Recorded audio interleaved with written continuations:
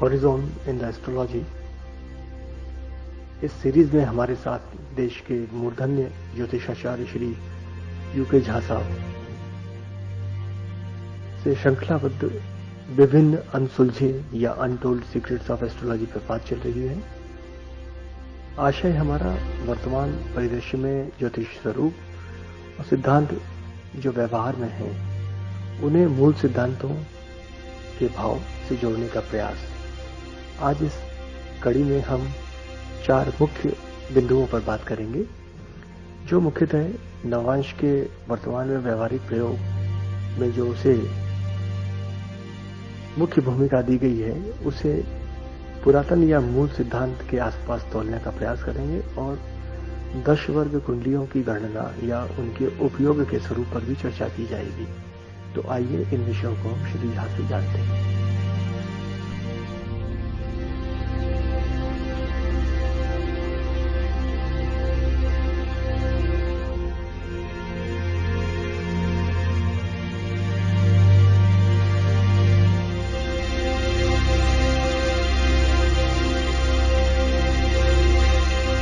आज हमने वर्ग कुंडलियों के शास्त्रोक्त या ज्योतिषोक्त स्वरूप पे बात करने में देश के मूर्धन्य ज्योतिष श्री यूके झा से जब बातचीत की, तो उन्होंने इसका एक रहस्य स्वरूप में कुछ तथ्य जो गणनात्मक या ज्योतिष अवधारणाओं में इसके मूल सिद्धांत की व्याख्या जब से हुई होगी, उसके ऊपर कुछ प्रश्न और कुछ उनको सोचना और उनको समझने के लिए एक दृष्टि हमारे सामने सुझाई। उन्हीं चीजों को जो कि शास्त्र की मूल धारणा से संबंधित है, और इन्हें समझने के लिए जब हम इतिहास के स्वरूप बोध को जानते हुए, कुछ प्रश्न चिन्ह लगाते हुए, हर चीज को आधुनिक मान्यताओं के हिसाब से डालकर सही साबित करने की कोशिश करते हैं, तो श्री झा का कहना यह था कि ये सृष्टि की परिकल्पना में जब ऋषि मुनियों ने इन तारा या इन आकाशीय मानचित्रों को देखना शुरू किया और इसे संबद्ध करते हुए नियमन में जो कि ग्रहों का परिचालन था, तो श्रुति के माध्यम से इन सूत्रों को देश काल संहिता इत्यादि पर शर अचर पर जब प्रयोग को लाया गया, तो ये सिद्धांत अपने आप में व्याख्यात होते गए। मूल प्रश्न हमारा जो सवेरे था, वो ज्योतिषी व्याख्याओं में जो नक्षत्रों के विभाग थे, 24 नक्षत्र या उन्हें किन मान्यताओं के अनुरूप 27 नक्षत्रों में परिवर्तित किया गया, और इस हेतु किन व्यवस्थाओं को उनमें सामंजस्य स्थापित करने की चेष्टा की गई। तो आज की स्थिति में वैदिक या पाराशरी ज्योतिष में नवांश की व्याख्या सर्वांगीण रूप से होती गई, लेकिन आपका कहना ज्योतिष के मूल और समग्र सिद्धांत को समझ के सभी को बराबर से उपयोग या समझते हुए इस शास्त्र के उपयोग हेतु नवांश पर कुछ विचार रखे गए। ये प्रारंभिक विचार थे, लेकिन इन्हें अब हम सिलसिलेवार एक एक कड़ी को जोड़ते हुए आगे बढ़ना चाहेंगे। तो नवांश को अनड्यू एडवांटेज कहें या नवांश को ही हमने सर्वोपरि मान के हर चीज से व्याख्यात करने की कोशिश की गई कि नवांश में अगर ब्लेसिंग्स है या नवांश हमें सपोर्ट कर रहा है, तो मूल पत्रिका उस चीज को परिवर्तित करके हमें फल निरूपण में दर्शित कर सकती है।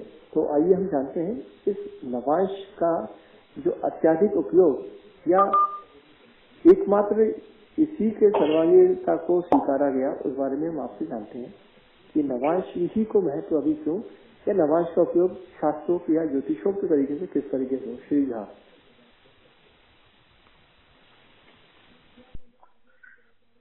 सवेरे जब जो पिछली बार बात हुई थी,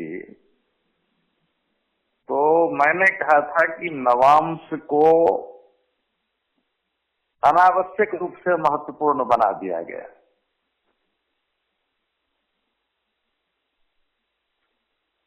उसका से मेरा तात्पर्य यह नहीं था कि मैं शास्त्र का विरोध कर रहा हूं, मेरा सिर्फ एक था कि मैं सत्य का प्रतिपादन कर रहा हूं। नक्षत्र जब 24 थे, तो नक्षत्र का एक चरण 3 अंश 45 कला था और वो अष्टांश के बराबर था। नक्षत्र जब 27 हुए तो उसका मान 13 अंश 20 कला हो गया और उसका एक चरण 3 अंश 20 कला के बराबर हो गया। तो नक्षत्रों को महत्व देते हुए वर्ग कुंडली को महत्व दिया गया। 24 के समय में अष्टांश को महत्व था। जब 27 का प्रतिपादन हुआ तो नवमांश महत्वपूर्ण हो गया। लेकिन हम सभी जानते हैं कि तमाम गूढ़ चीजें अष्टम घर में है, नवम घर में गूढ़ बातें नहीं है। देहधारी आत्मा से संबंधित बातें अष्टम घर में है, अष्टमांश में है, नवम घर और नवमांश में व्यक्त है, अव्यक्त नहीं है। और इसका मुख्य कारण यह है कि अगर हम यह जानना चाहें कि जब गुरु और शुक्र शास्त्रोक्त के हिसाब से दोनों ही गुरु हैं, तो गुरु क्यों धन और ज्ञान के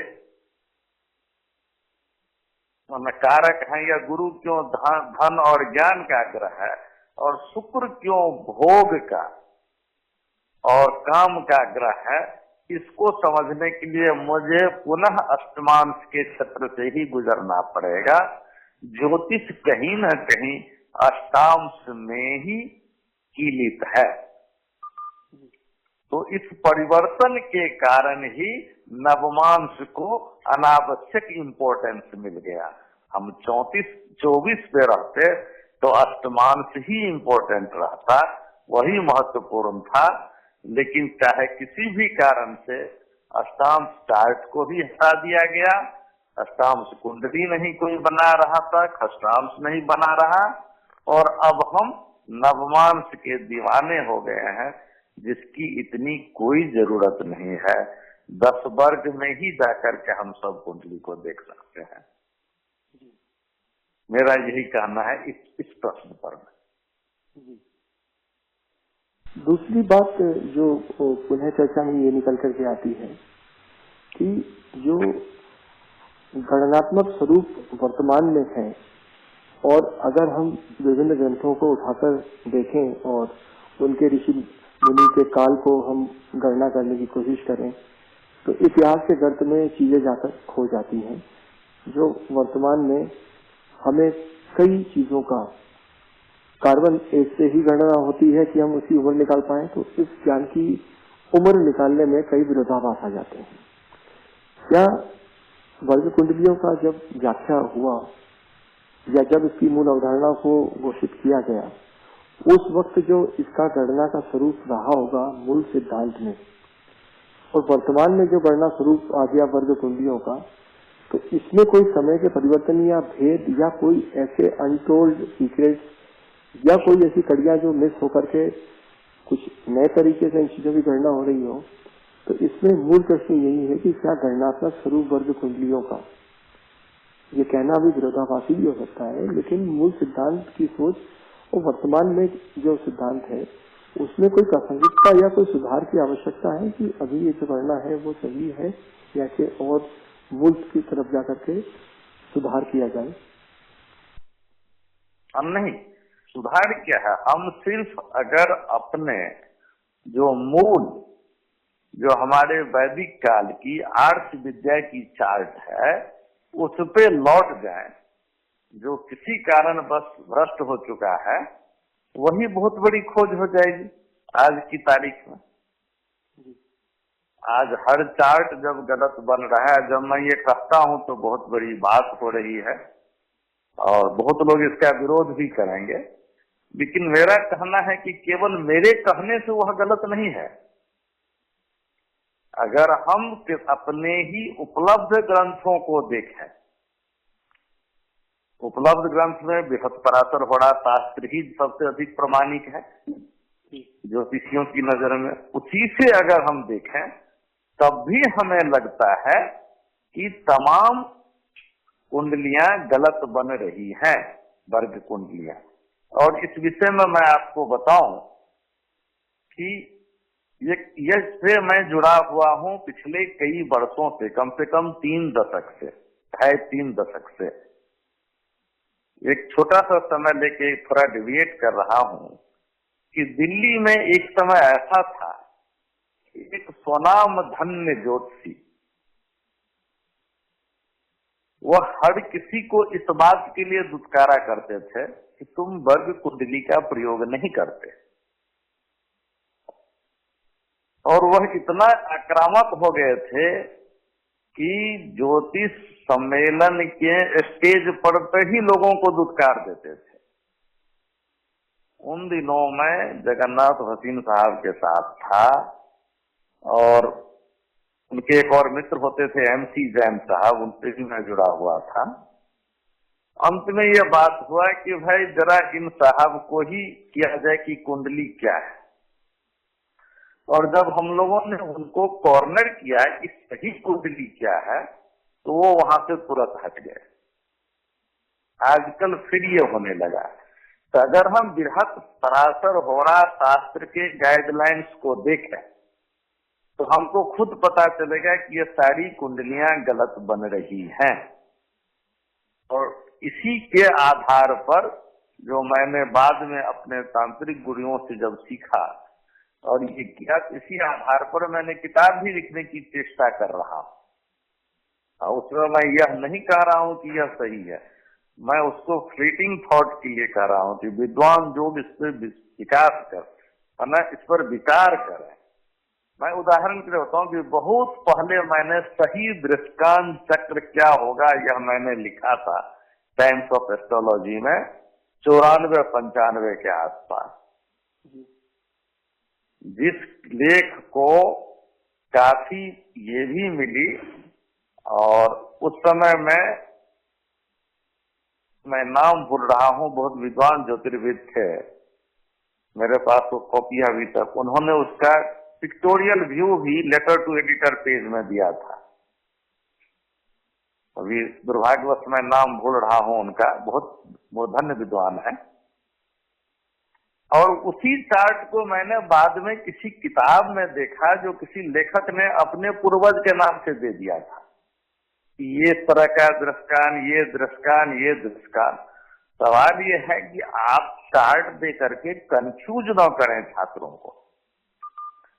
हिम्मत के साथ तर्क पूर्वक आप बताएं कि इसमें से कौन सा चार्ट सही है, क्योंकि एक वर्ग की एक ही कुंडली बन सकती है।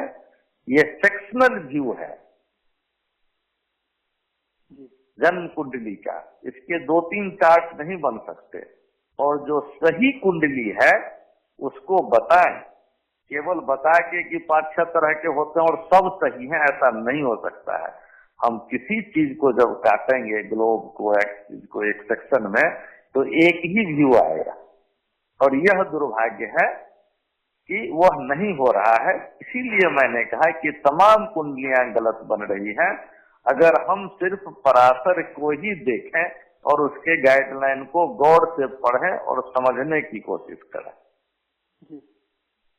मेरा कोई विरोध नहीं है किसी से, किसी को चुनौती नहीं है, सिर्फ आग्रह है कि आप उन श्लोकों को पढ़िए। जब वह कहता है परिवृत्रियंते खाम में क्रमशो भवे, तो क्या कहना चाहता है, किस परिवृत्ति की बात करता है, इसको लेकर के मैं ही नहीं, पूर्व में पंडित रामयतन ओझा, पंडित गोपेश कुमार ओझा, के पाठक और उनके और ससुर एक और पाठक जी, वो, मैं और भी कुछ मित्र, कई लोग कई लेख लिखे हैं इस पर में, लेकिन ज्योतिष जगत में इस चीज को सुनने के लिए कोई तैयार नहीं है। इसीलिए मैंने आपसे कहा कि गलत बन रहा है, अधिवेशन हो तो वहां पर मेरी चर्चा हो सकती है कि सही क्या है।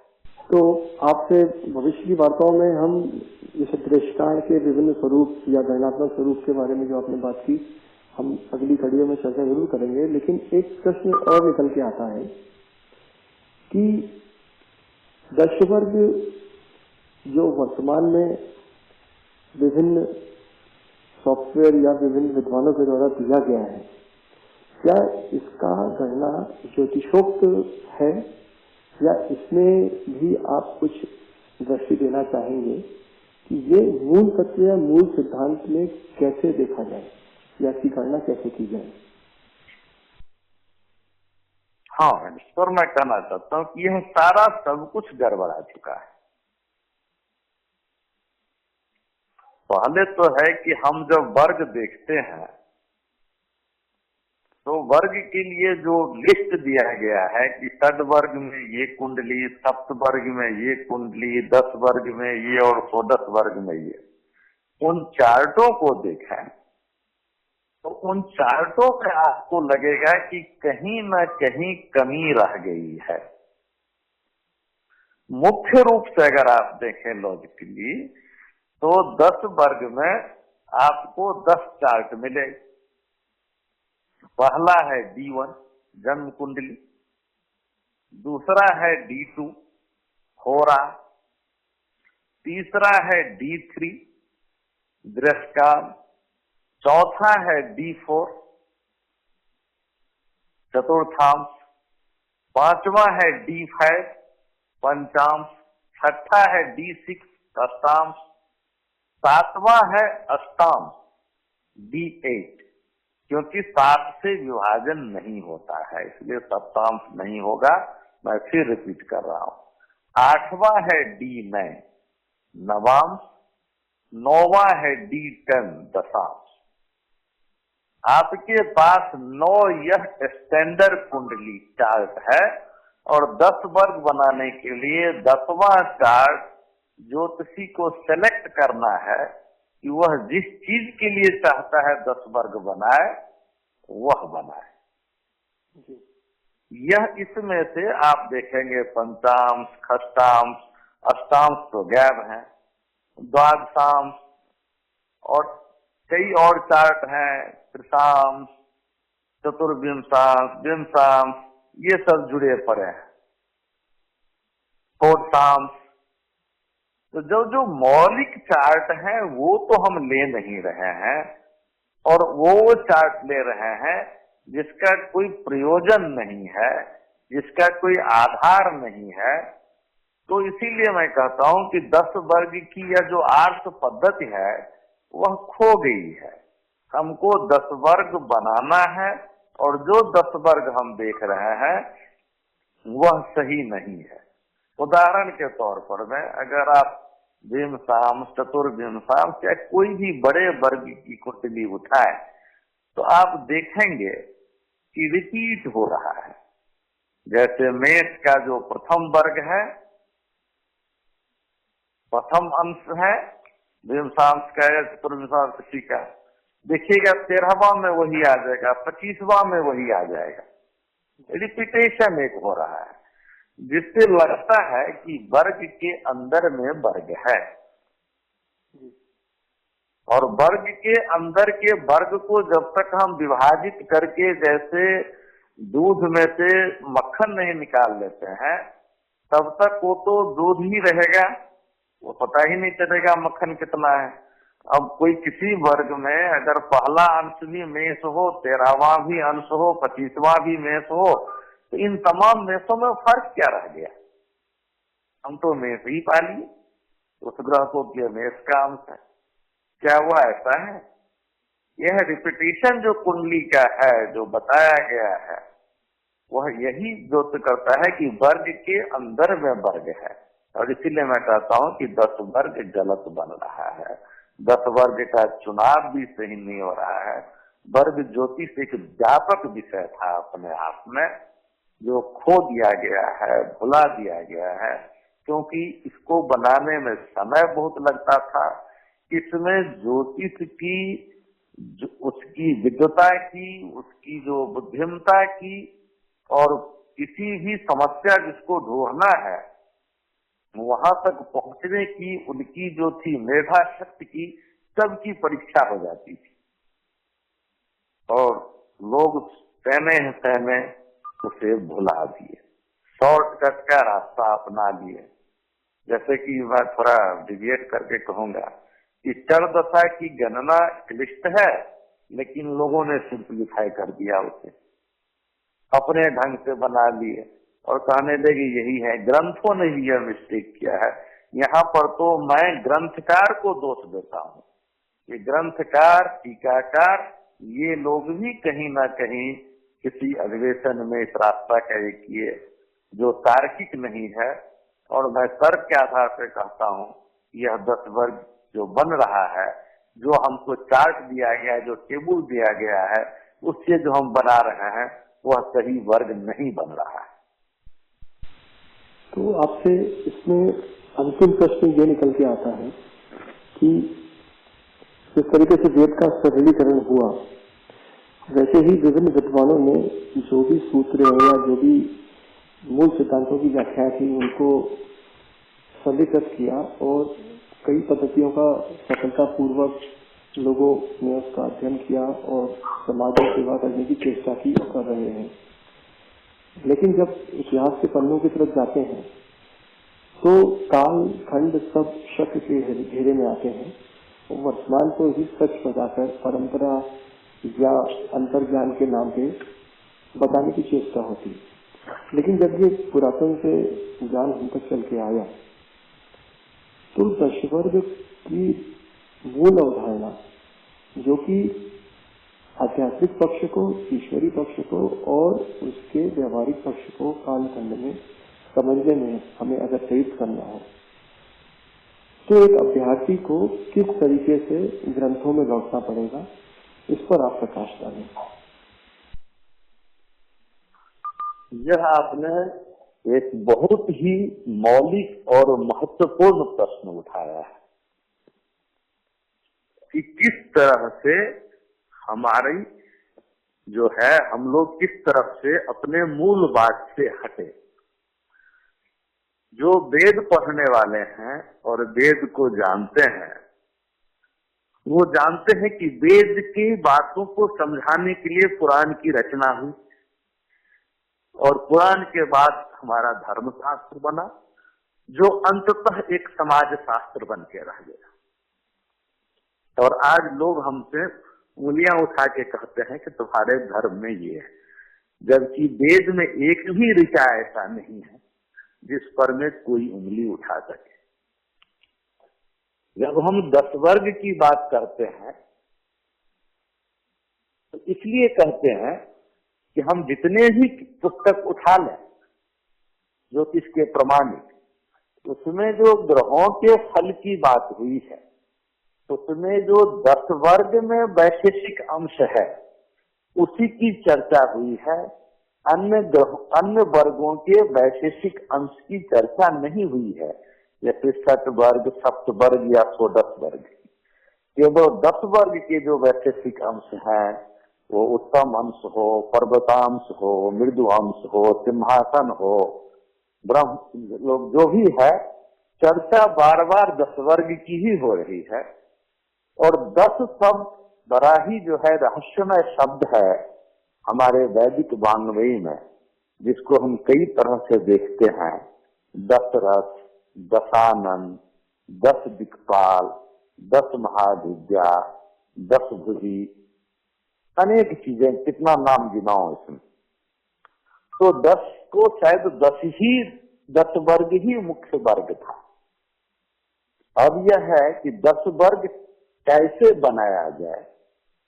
तो पूरा वर्ग ज्योतिष ही अपने आप में जब लुप्त हो गया तो उसके लिए क्या कहें। लेकिन जो कुछ भी मैंने अपने गुरुओं से सीखा, जो मुख्य रूप से तंत्र संप्रदाय के रहे हैं, और उनको मैंने देखा है लग्नों, माने खास करके हवन के लग्न और अनुष्ठान के लग्न को निकालते समय ये प्रयोग करते हुए, तब मैंने देखा और उसे पाया कि यह गणना जातक के लिए ही रहा होगा जिसे लोगों ने छोड़ दिया है।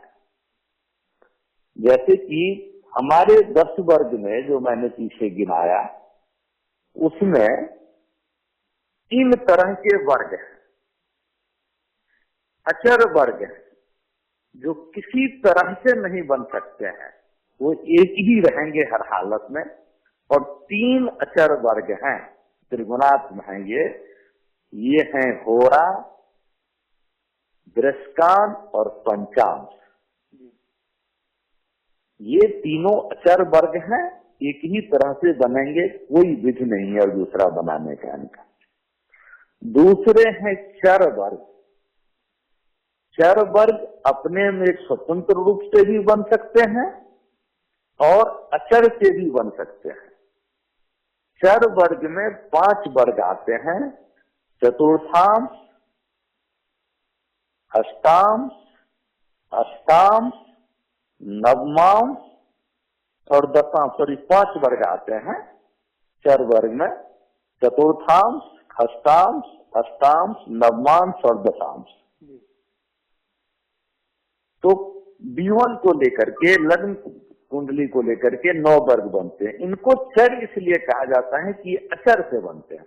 जैसे कि पहला है चतुर्थांश, तो होरा का होरा भी चतुर्थांश ही है। दूसरा है खष्टांश, तो दृष्टान का होरा या होरा का दृष्टान खष्टांश है। तीसरा है अष्टांश, तो होरा के होरा का होरा अष्टांश है। चतुर्थांश का होरा अष्टांश है, होरा का चतुर्थांश अष्टांश। ये देखिए अचर से चर बन रहा है। ऐसे ही नवमांश, दृष्टान का दृष्टान नवमांश है। D/3 × D/3 = D/9। दशांश, पंचांश का होरा दशांश है, होरा का पंचांश दशांश। ये तो हुए चर वर्ग। 3 अचर वर्ग, 5 चर वर्ग। पहला 3 गुण पर में था, पहला 5 तत्व पर में है।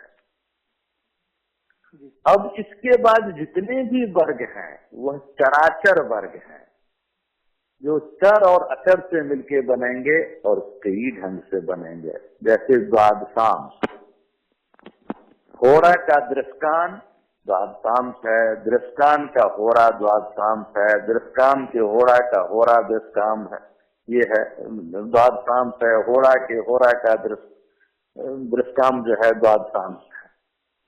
वर्ग के अंदर वर्ग देखिए, जैसे हम कहते हैं कि अरिष्ट त्रिशांश से देखेंगे। त्रिशांश के लिए बहुत सारी चीजें लिखी गई है जो लोग समझते नहीं है कि वो डिग्री क्या है, लेकिन त्रिशांश चक्र की जब बात होगी तो कई तरह से बनेंगी, जिसमें षष्टांश या दृष्टांत का होना जरूरी है। जैसे कि खष्टांश का पंचांश या पंचांश का खष्टांश त्रिशांश चार्ट की देगा, लेकिन दोनों चार्ट, हर चार्ट बदल जाएगा जितनी बार हम बदलेंगे। दृष्टान के होरा का पंचांश त्रिशांश होगा, लेकिन होरा के दृष्टाम का पंचांश भी त्रिशांश होगा, और पंचांश के दृष्टाम का होरा भी त्रिशांश होगा, और पंचांश के होरा का दृष्टाम भी त्रिशांश होगा। हर वर्ग हर कुंडली बदल जाएगी। यहाँ पर ज्योतिष के बुद्धिमत्ता की अग्नि परीक्षा होती थी कि वह किसी भी चीज में जाने से पहले तौल ले। और आपको प्रासर हो रहा है इसलिए कहता है कि जो उच्च वर्ग हैं, जैसे D45 या D60, D45 या D खष्टियांश जिसे कहते हैं, उसके लिए फल कहते समय कहा देता है कि इससे हर चीज देख सकते हैं। हर चीज इसलिए देख सकते हैं कि विभिन्न नाना रूप से ये कुंडली बन सकती है।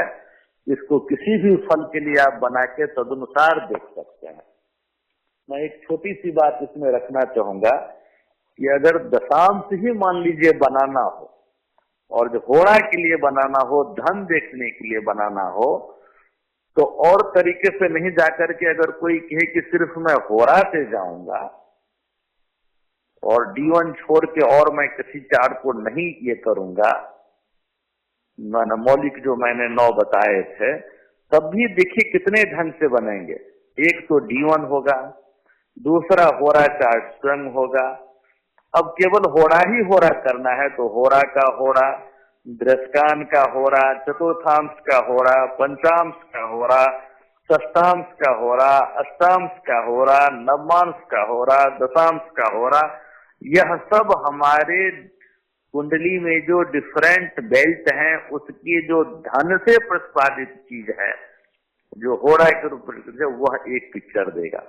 या दूसरे तरह से हम बना सकते हैं कि हम पहले जन्म चार्ट लेंगे, फिर होरा चार्ट लेंगे, फिर होरा का होरा लेंगे, फिर होरा का दृष्टांत लेंगे, होरा का चतुर्थांश लेंगे, होरा का पंचांश लेंगे, होरा का षष्ठांश लेंगे, होरा का अष्टांश लेंगे, होरा का नवमांश लेंगे, होरा का दशांश लेंगे। मतलब होरा कुंडली में, धन कुंडली में अन्य कितनी बातें हैं जो उसको सपोर्ट कर रही है, तो जाके होरा बनेगा। कहने का तात्पर्य है कि गहन अध्ययन, गहन व्याख्या, एक डिटेल वर्किंग की जरूरत पड़ती थी। शॉर्टकट के मेथड में सबको भुला दिया गया, सबको हटा दिया गया। और ज्योतिष, वो जो वर्ग ज्योतिष था, जैसे अष्टक वर्ग है, आपके पास एक प्रणाली थी पूरी वेल डेवलप्ड, गोचर एक वेल डेवलप्ड प्रणाली थी, शरीर से खो गया जैसे ही, वैसे ही जैसे चर कारकों का एक वेल डेवलप्ड प्रणाली थी उससे देखने की, पद एक वेल डेवलप्ड प्रणाली थी देखने की, उसी तरह होरा ज्योतिष एक बहुत बड़ा विभाग था वैदिक ज्योतिष का, वो खो गया। और ये सारी चीजें अब खंड खंड में हमको ग्रंथों में मिलती हैं। जैसे किसी बहुत बड़े भवन के खंडहर पे हम खड़े हों और एक एक कमरे से अपने कल्पना अनुसार एक चीज बना रहे हों, वास्तविकता से बहुत दूर, लेकिन प्रयास किया जा सकता है वास्तविकता तक पहुंचने की। और मुझे जो कुछ मिला है उसके अनुसार मैं एक पुस्तक भी लिखने की कोशिश कर रहा हूँ। यद्यप न मेरे पास सामर्थ्य है इस विषय पर लिखने की, न साधन, लेकिन तथापि जो कुछ मुझे प्राप्त हुआ, हस्तगत हुआ, उसे मैं ज्योतिष जगत को देने के लिए एक लघु पुस्तिका इस पर मैं लिखने जा रहा हूँ। समय आने पर मैं वह प्रकाशित होगा। तो आपसे इन सिद्धांतों में जो कुछ 4 प्रश्न निकल करके सवेरे की चर्चा में आए थे, तो इनको जानने का एक मार्ग आपके द्वारा प्रशस्त होता हुआ दिख रहा है, जिन्हें भविष्य में हम एक एक कड़ी को शास्त्र के पटल पे शब्दार्थ की जगह उनके भावार्थ के रूप में जानने का प्रयास करेंगे। और चूंकि ज्योतिष में ज्योति ईश यानी ईश्वर का प्रकाश अगर विद्यमान हो, तो वो जो कहना चाह रहे हैं इस शास्त्र के माध्यम से, उसे हम खोजने और प्रकाश में लाने का प्रयास करेंगे। तो आपका बहुत बहुत धन्यवाद। धन्यवाद।